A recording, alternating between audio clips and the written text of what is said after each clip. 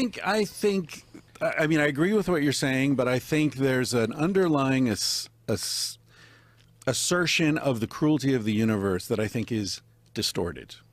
Okay, I think that, I was watching this nature program a couple of weeks ago, and there was a seal. I may have even talked with you about this last time I was on, but there was like a seal playing in the waves, and then you hear the like do do do do do do do, and you see the shadow coming up, and it's a great white, and it hits the seal, and then the narrator actually says we slowed this down to 1/40th of normal speed, right?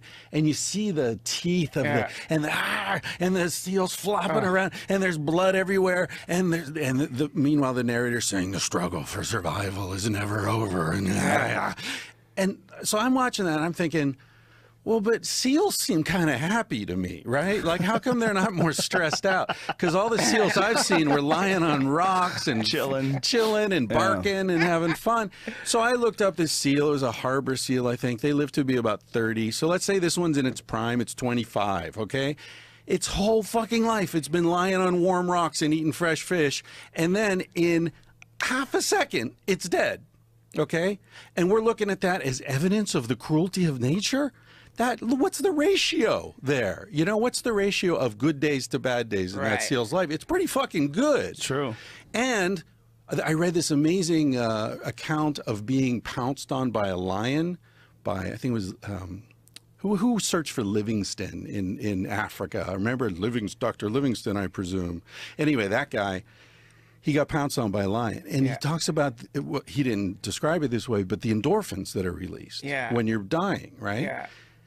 Especially in prey animals.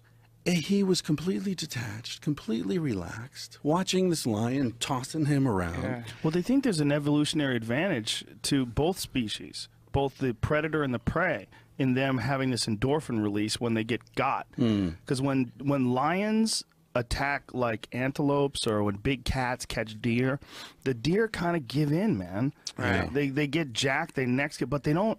They kind of like fight a little, and then they kind of give in. Right. But like bears, like those kind of animals, they don't really give in like that.